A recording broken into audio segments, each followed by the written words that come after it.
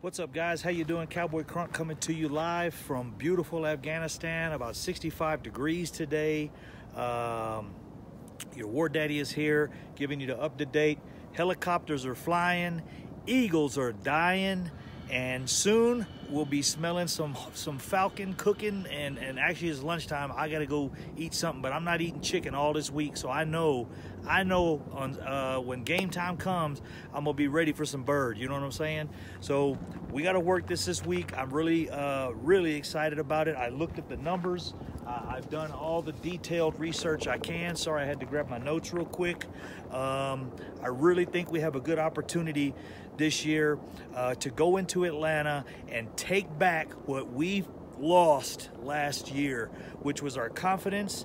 The star was not shining at all. We had nothing left when we left that game due to Green giving up six sacks. That was the most ridiculous thing. He had Dak. I call him that game. I was calling him Dak Piscott because, dude, he was pissing down his leg every time he took the snap. It was ridiculous, and I felt bad for him. But bro, he was running for his life. Who wants 330-pound guys chasing him? Adrian. I'll call him Adrian Cronauer.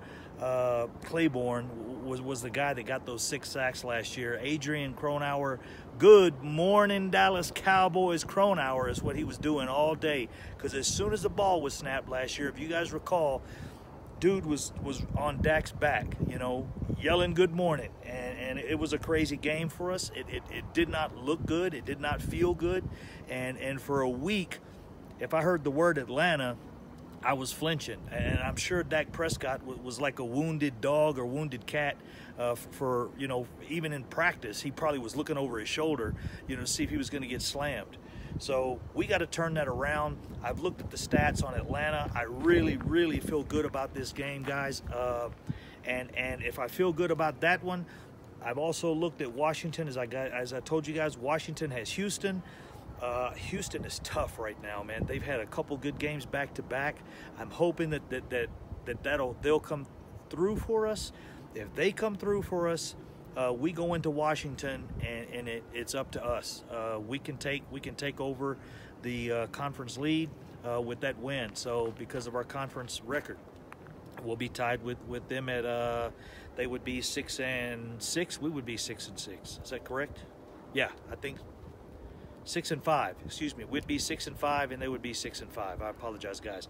I didn't write that down, so I had to do the math, and that ain't something I'm good at right now with all these other numbers I got in my head. One thing is, Atlanta's only given up 3 interceptions this year, but they have given up 8 sacks. So 8 fumbles. I apologize. They've given up 3 interceptions, thrown 3 interceptions, and they've had 8 fumbles. So a good part of those come from the receivers, and a good part of them come from the running back. It's about 50-50. I think it was 4-4 is what I was looking at. So we have an opportunity to get our turnovers there. That's where our linebackers are going to come in. Man, I really was impressed. I think they've got it together now. I think Jalen Smith and Leighton Vander Esch are actually working better together than Jalen Smith and Sean Lee were. I really think that duo, like Batman and Robin, the Flying Dutchman, and Smooth is his nickname, the Smooth Flying Dutchman. We got to think of a name for those guys because they've been outstanding the last couple weeks, and especially since Sean Lee went down. We know they're getting a lot of that knowledge from Sean Lee. Much respect to him, but I think the athleticism and the speed is a little down, and I think LVE gives us a better opportunity in that position. The recent game I did look over for Atlanta is they just played Washington basically 2 weeks ago, about 10 days ago. That was week 9. So they dominated Washington, but there's reasons they dominated Washington. Guys, you win games on 3rd down, and that's what we have got to learn as Cowboy coaches. They've got to learn that you win games on 3rd down. Atlanta, in the game against Washington, Atlanta was successful on 77% of their 3rd downs. That's the reset button. You've got to hit that reset button. You know what 1st and 2nd down are for? If you guys don't know what first and second down, all they're for is to prepare you for 3rd down. So if you don't prepare on first and second down, you're going to have a horrible third down. If every time you come up to snap the ball on third down, it's 3rd and 10, 3rd and 12 because you're so predictable.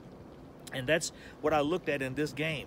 Atlanta has a very good tendency to throw the ball on first down and mix it up, which is what we did this past week. We've got to continue to stick with that. We can't just try to pound it on first down, pound it on second down. That works for a while. But if you don't have a super supreme dominant line, and I think our line's very good, as you guys can see, they played much better.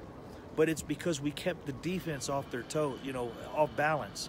We threw a little bit on first down. We run Zeke on first down the next time. If you throw on first down and you get 6 yards, and now it's 2nd and 4, now on 2nd and 4, they have no idea what you're doing, because it's a very good opportunity to run and possibly get the first down or get close to it, and now you're 3rd and 1, or you go another pass and it's still 3rd and 4 if it's an incomplete pass. So you have a lot of options if you can get good yards on first down. So we've got to do that a little bit. We've got to throw the ball on first down, and we've got to run Dak a little bit. That'll keep the RPOs respectable. If he doesn't run on any of the RPOs, which is what we've been doing in the past, he just hands it off to Dak. It looks like he's reading, but he reads nothing. He just gives it to Zeke. It doesn't work for us. Another stat was Atlanta outrushed Washington 154 yards to 79. The reason was they had a controlled, they were really controlling the first down pass and rushing attempts. They passed a lot on first down, which kept Washington guessing. So if they don't know if you're going to run the ball, it makes it much more difficult to cover as far as the defense goes. On everything else, really, on that game, and like I said, the score was 38 to 14, and basically they dominated third down, and they dominated the run yards, because they kept it off balance. Their offense was really off balance, running the ball and passing the ball on different downs, and everything else was passing yards was relatively even, turnovers was even, and time of possession was even. So this run pass thing that we have is not working for us. I know that it's the power part of our game. It's what we're built on, but that doesn't mean you have to do it first and second down. You can throw on first down and run on second and third, or run on first, throw on second, and hopefully you can run on third again. But this just the mere fact that our coaching staff thinks we have to run on first down is killing me. Another thing is, you guys know we're running a lot of the jet sweeps, and which we're not running as much without Tavon Austin there. But these screens, these bubble screens and stuff to stretch the defense wide, I think we've got that fixed with Amari Cooper there now. We are attempting to throw the ball deep. Even if it's not successful, at least it's an attempt. He was open twice. Dak overthrew him. Big deal, yeah. Not a big deal, well, because we won. Those would have been really big plays if we had lost that game. The thing is, it did force the defense to respect that and got Dak. That's why Dak, I will tell you one thing. That run where he broke it into the secondary and he hurdled the safety, how many steps did he take before he got to the safety? He took really 3 or 4 good running strides before he got to the safety. The safety was deep because he's having to respect Amari Cooper. If Amari Cooper is not over there, that safety is up close behind the linebackers, and Dak does not have time to take 3 steps and hurdle the guy, or take 2 or 3 steps and juke, because he had that situation another time in the game where the safety, when he clears the linebackers, there's 10 or 15 yards of free space for Dak to get good full speed running at that safety and give a good juke move on him, or try to run him over, or whatever the case. But if we don't have Amari Cooper, those safeties are up, and those 25-yard runs, those 20-yard runs that Zeke had, those are 10, 12-yard runs. Big difference. So that's a big thing Amari Cooper's brought to us. Those safeties are deeper. When Dak does get past the linebackers, he's got some space to try to maneuver and try to outrun the safety or get him to take a bad angle, or some of the things that you've seen our safeties do. No bust on our safeties. They're playing much better. Our safeties seem like they're playing better because our corners are playing softer. We're giving up that pass in front of us because previously the first couple games of the year, like when we played Detroit and Golden Tate had those catches, the corner missed the tackle, the safety was already up on the play, and now our safeties are playing a little deeper, and the corners are actually being told, keep that receiver in front of you. Do not let that receiver get past you, which is causing them not to be there, you know, to make a lot of the pass breakups.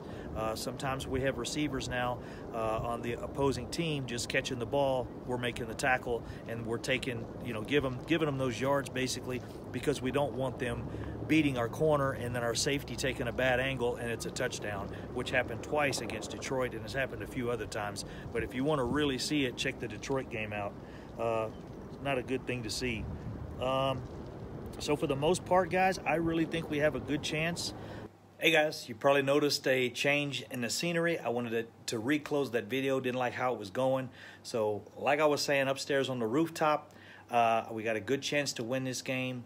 The Cowboys just have to be stingy. We have to keep the ball, keep focused on what we focus on, which is future rings, because, you know, like I said, we got rid of those Eagles. So Sunday, be prepared, 1 p.m., game time, baby. We're gonna do this. We're gonna rock. We're gonna do this everything. I'm gonna be cooking chicken because, like I said, I ain't eating chicken all week. It's gonna be chicken breasts. We can have some chicken breasts. We'll do chicken wings, or I might just cook the whole damn bird up in this baby, because it ain't nothing but 2 weeks in a row we've been bird hunting, and we're gonna finish this game. We're gonna move forward. We got Washington a week after. But I really, really feel good about this game. I think it'll be similar to the Jacksonville game. I think we made a turn on offense, and I think this guy right here, that 5'4" and that 55, there ain't no stopping him. The defense is going to be on lockdown. Peace out, guys. See you Sunday. Cowboy Crunk 2.0. Come and see me.